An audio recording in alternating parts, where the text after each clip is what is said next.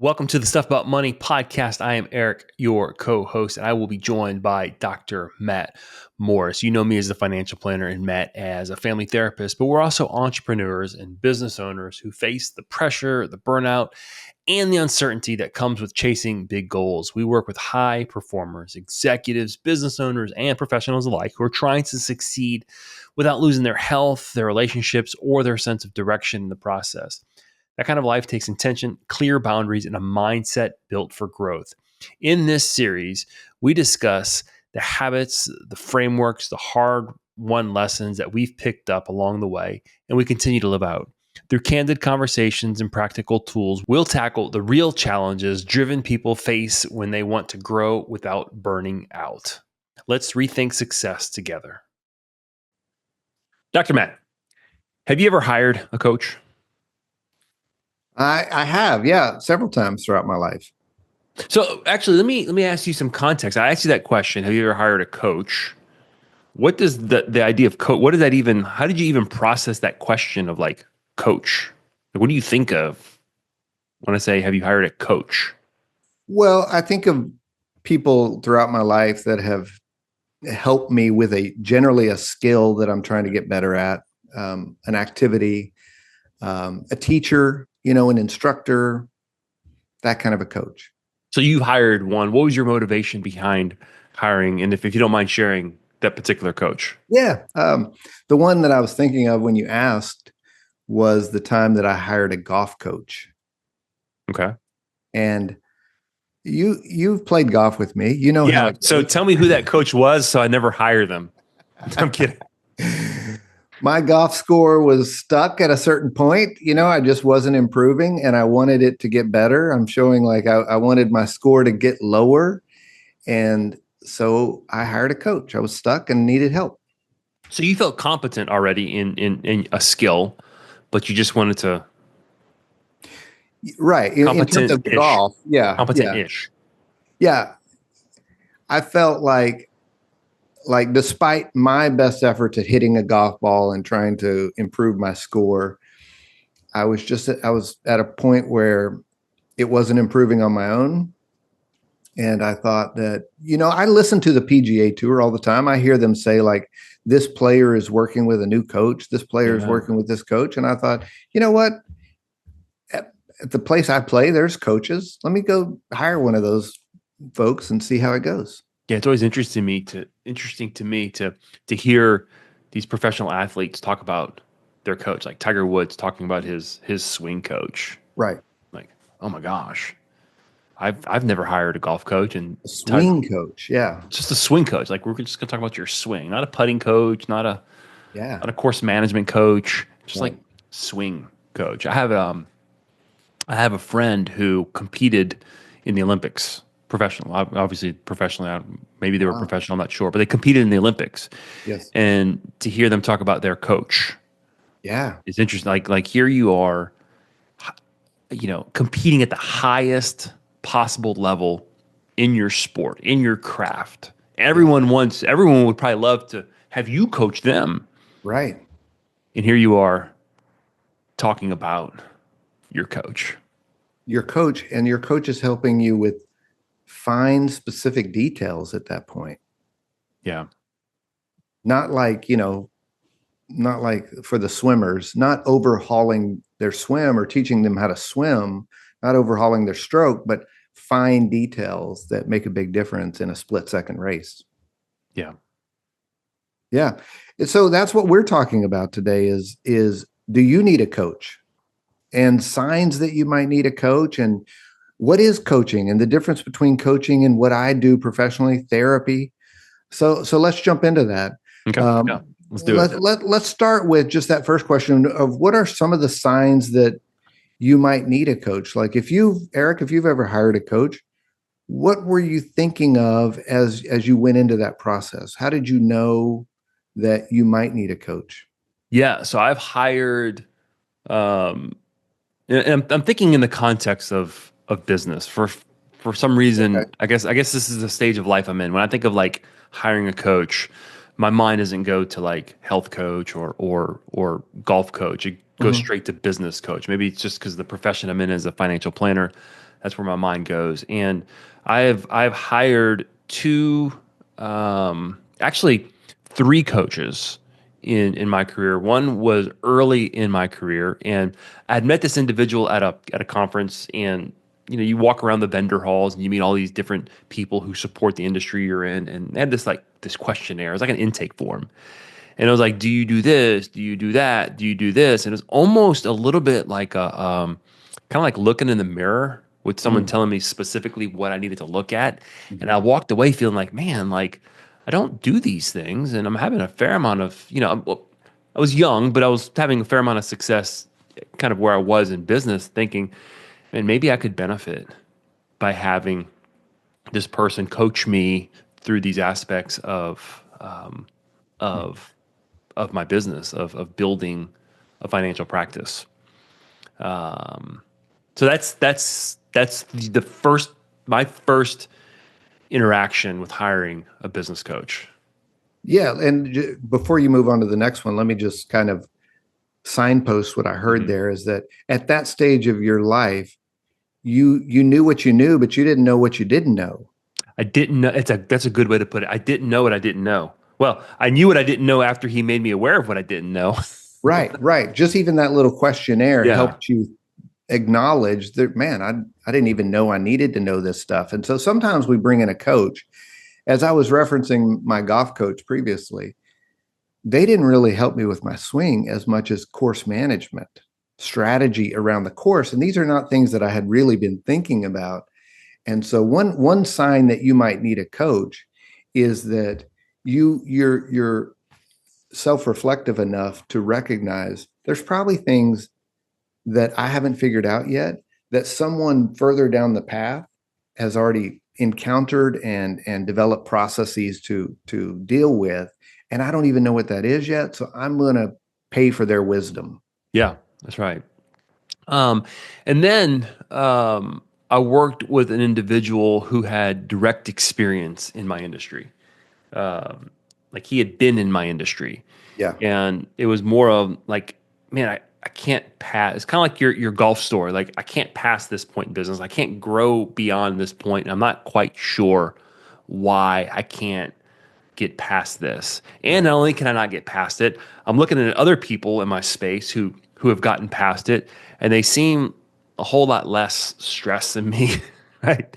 They seem to be making more money than me, and they Yeah. seem to be like enjoying things more than me. Yeah. And so in that way, you in your first example, you were hitting kind of a roadblock and you had gotten to where you could get, but Mhm. you recognized that there were people in your industry who were past that roadblock, and you wanted to learn from them how to do that. And it looked they looked like they were enjoying life in a different way than you were. Yeah. So, And I'm naturally, my inclination is always naturally to want to grow and want to learn. It is truly a double-edged sword, um, because there's a sense of like, I'm not gonna say never feeling satisfied, but always feeling that I could be doing something better, something mhm, different, adding more value.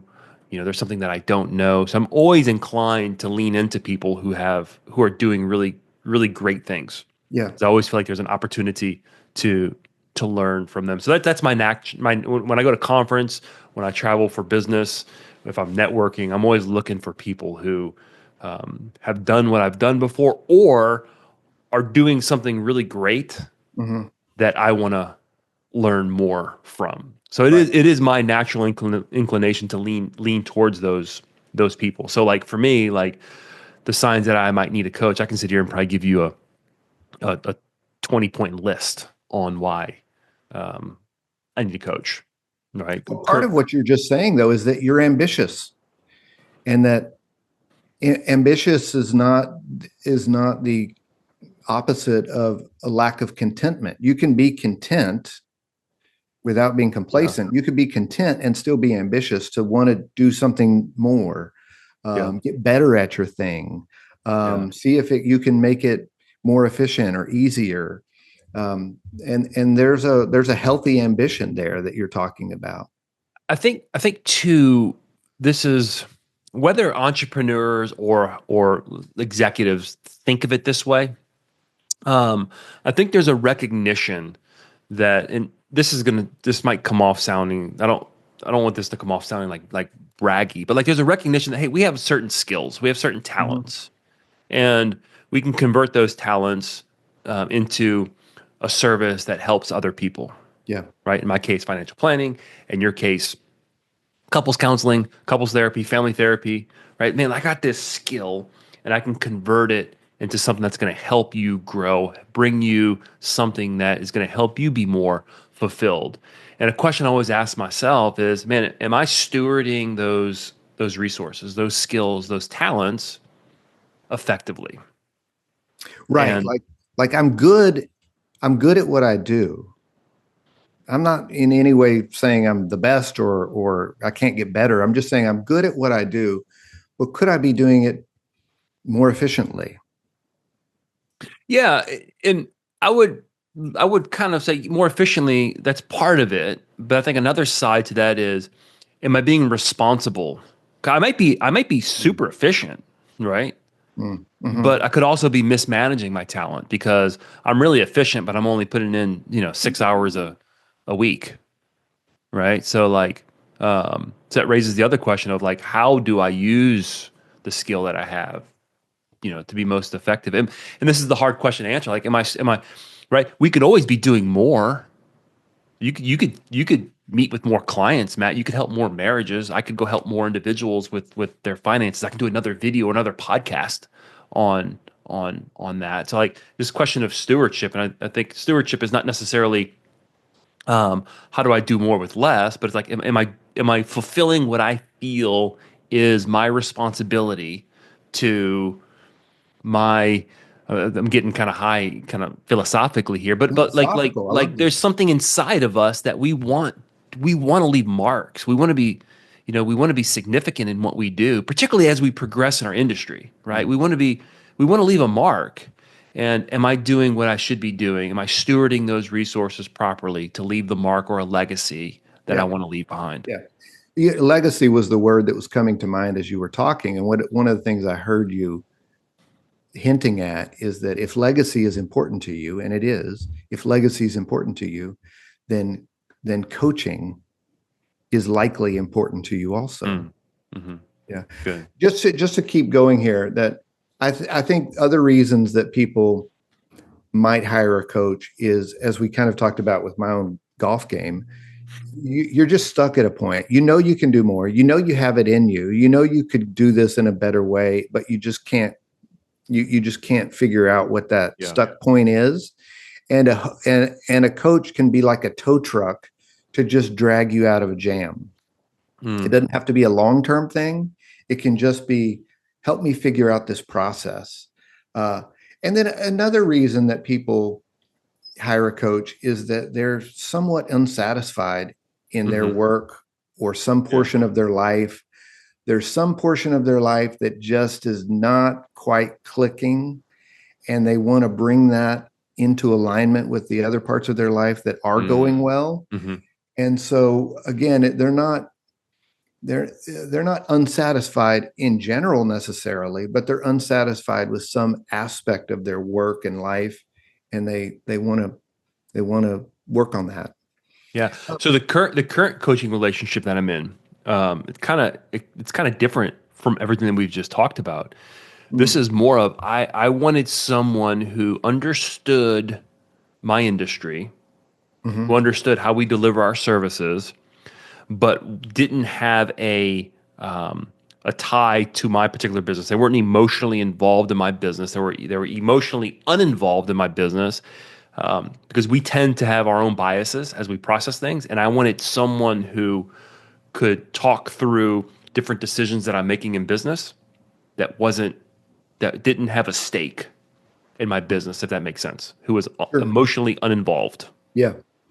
Yeah. I mean, I've definitely talked to other therapists and practice owners about how they do their thing, Hmm. because it is helpful to get someone who's industry specific, Yeah. get their opinion about your work. And then at times it's important to get somebody who's not really affiliated with your industry at all, who's sort of a Yeah. outside or a medicine man, if you will, like somebody who's just outside of your work entirely, Yeah. that you come in and look at it and go, you could be doing that differently.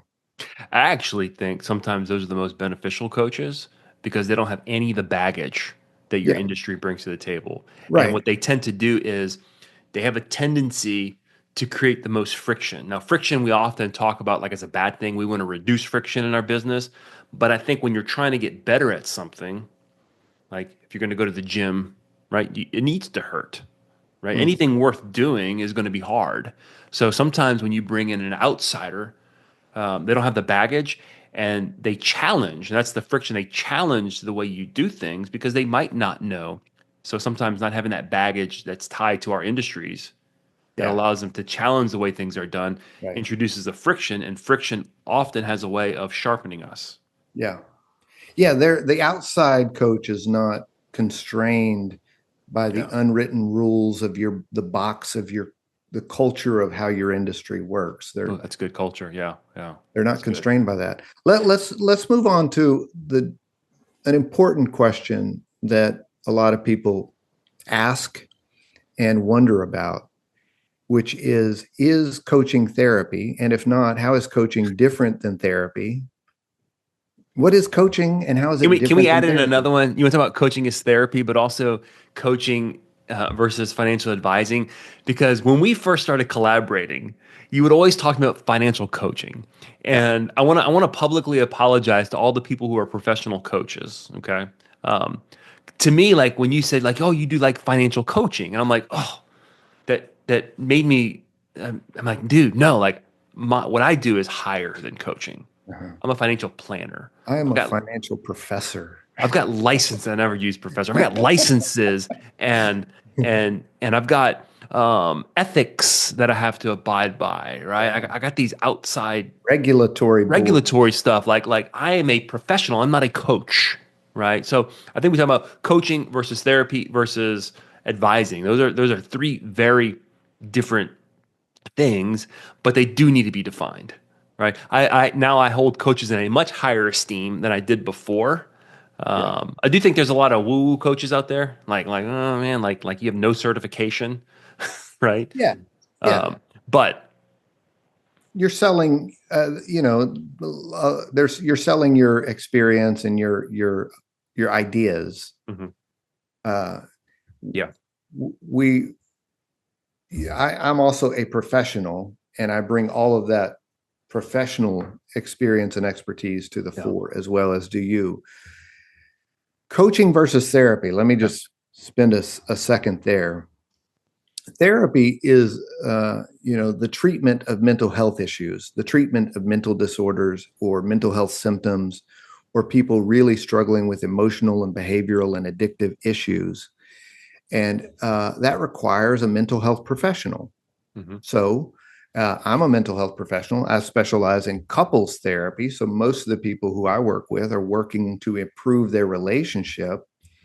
And many of them have longstanding problems from their childhood or trauma or previous relationships, or really going through difficult relationship situations that require a licensed and experienced therapist. That's different than coaching.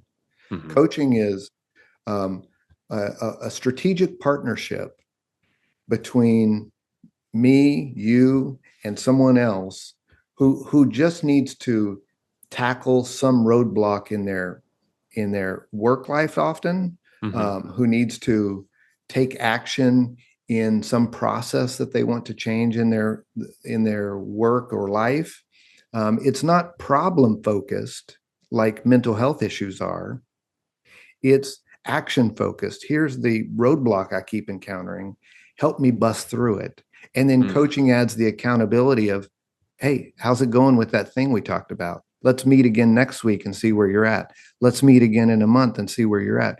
Coaching is often short term, like let's meet for 6 or mhm, 8 or 10 or 12 or 20 weeks, but let's not meet indefinitely. And let's measure progress in accordance with the goal that we set, so we know if you got where you wanted to go. So okay, so as you're defining the two or describing the two, I can't help. I'm kind of thinking about it in my industry, and it reminded me that when you and I started collaborating, it really made me think differently about my profession. Right, for Mhm. the long time, we're financial advisors. We give advice, and when we started collaborating, you actually inspired me to go get my certified financial planning designation. Indirectly, kind of through our conversations as I grew in the Oh, I'll space. take it. I inspired you. Go ahead. You're my inspiration. You're the wind beneath my wings, Matt. Thanks. And the first course in the CFP class talked about financial advising versus interviewing versus counseling. Hmm. Right now, I found that curious. Like, oh, counseling. What is this? Like Matt talks about counseling, and it sounds a lot like therapy. It's more like talking through how you make decisions, why you make decisions. Advising is, hey, Eric, should I invest in this or that? I'm giving you direct advice. Counseling is I'm helping you come to some conclusion to Hmm. work through a particular problem. And interviewing is more like, how old are you? You know, what's important to you? That type of stuff. So Hmm. I find that interesting because in my work, there's a technical side to it, right? We deal with tax strategy, we deal with investments, we deal with estate planning. So there's a lot of technical, legal stuff as it relates to the law for taxes and estate planning and whatnot.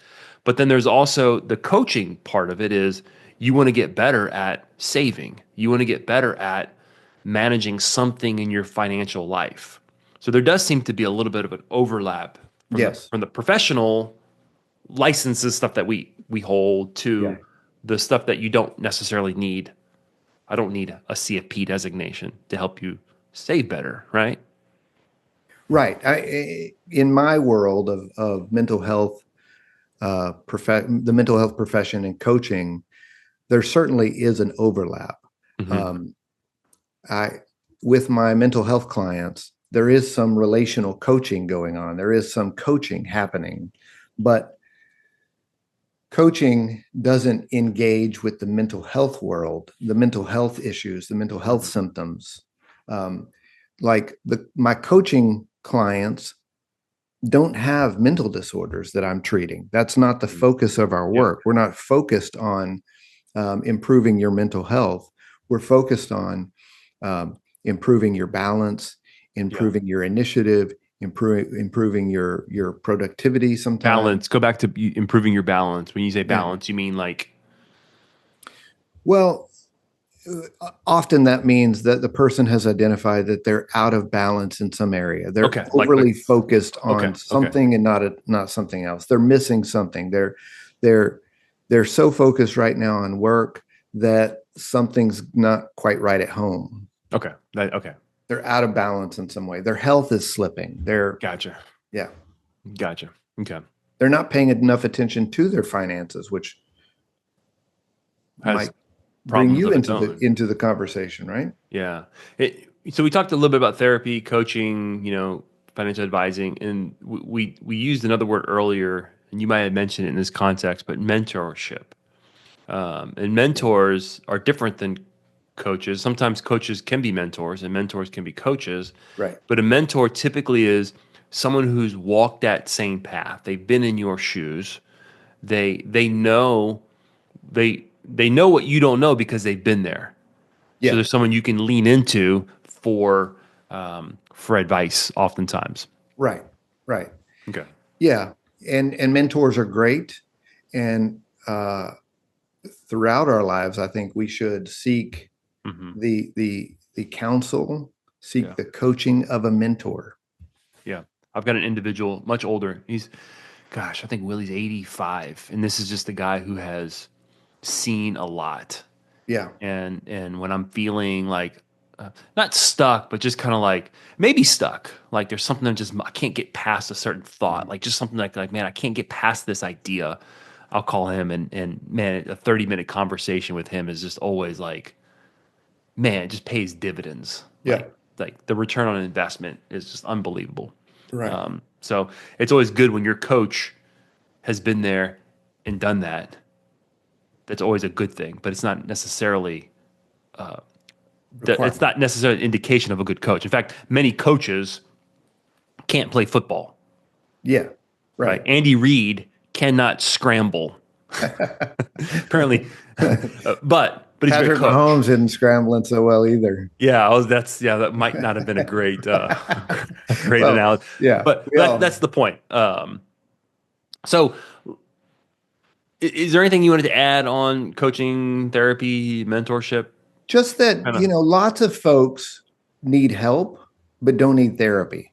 Okay, I got you. That makes And it's sense. okay to need help and not need a therapist. I'm a therapist. I have a therapy practice. I'm a professor. I teach people to be therapists. Hmm. But there's a lot of people who don't need to go to therapy to get help. And that's, I think, a really important slice of the advising world that coaching plays. I actually think I'm biased when I say this, and I tell this to whenever I'm meeting with a business owner, or like a prospect before their clients, and Mhm. we're talking about like my financial planning services. I always say, look, I get it. I'm totally biased here, but I think every individual should sit down with a financial planner at least once in their life, particularly if you're a business owner, particularly if you're a high income earner, because there's things that you just don't know. And there's things that I learned from my first coach almost 20 years ago that I still use today that is paying dividends today. So I would actually, again, maybe I'm biased here. I think individuals who are interested in performing at the best of their game, not necessarily a sport, but Right. in their profession, um, having that action oriented kind of strategic partnership for a season to say, hey, am I stewarding my talents well? Mhm. Do I need to be doing something different? Um, what don't I see? What are my blind spots? Right. You said a phrase there that I want to highlight, and then I'll move toward wrapping us up. But for, do can I hire this person for a season? Mm, So I don't need them forever, but I need them for a period of time, 2 months, 3 months, 4 months, 6 months, to get through or to get over or to get to the next thing. And I really think that's the value of coaching. mm. Lots of folks are doing well at their work. They're productive, they're successful, they're mostly happy. But they're still ambitious. They know that they Yes. have a little bit more in them. They know that there's another thing that they could start or engage in or be doing. On the other hand, some people are stuck. Some people are feeling a little burnout. Some people are feeling that decision fatigue and Hmm. and fogginess and lack of clarity in some places. Another group of people are stressed at home. Something is out of balance. They're successful in this one area of their life and struggling in another part of their life. Um, and then some of our entrepreneur folks are isolated and lonely. They Mm. don't have another sounding board to bounce these ideas off of. All of those are good candidates for coaching. There was on that point, there was an article I read. This was years ago, and I had been searching for the article because it was an impactful article for me to read. And I can't find it, but it was from some entrepreneurship magazine. And it talked about the loneliness that entrepreneurs experience. Yeah.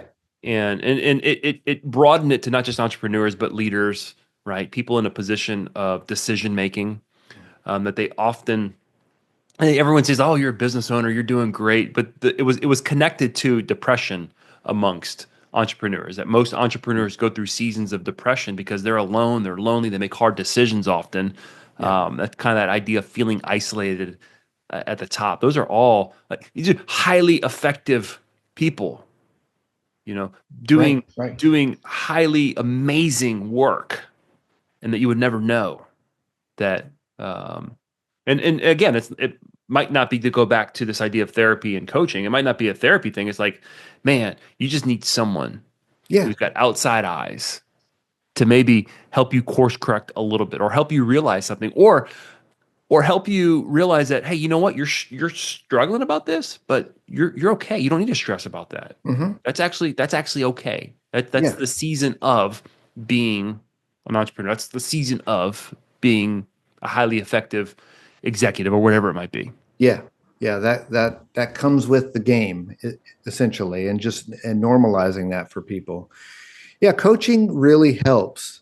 And, even if you don't need counseling, you Mhm. certainly can benefit and likely would benefit from coaching, just like my golf game. I didn't need an overhaul. I can hit a golf ball, but I needed to know how to manage the course better, score differently, practice differently, and just the accountability of showing up every week and Mm, having someone check on yeah. me. So even if you're wondering, do I need a coach?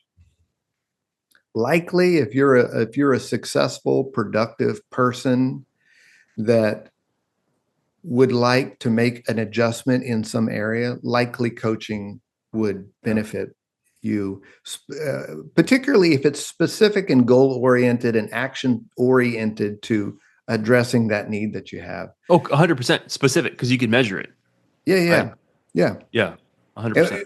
and we've created some reflection questions for anyone wondering, do I need a coach? We've created some reflection questions to think through. We'll link those in the show notes today. But if today's conversation has resonated with you, that's resonated with me.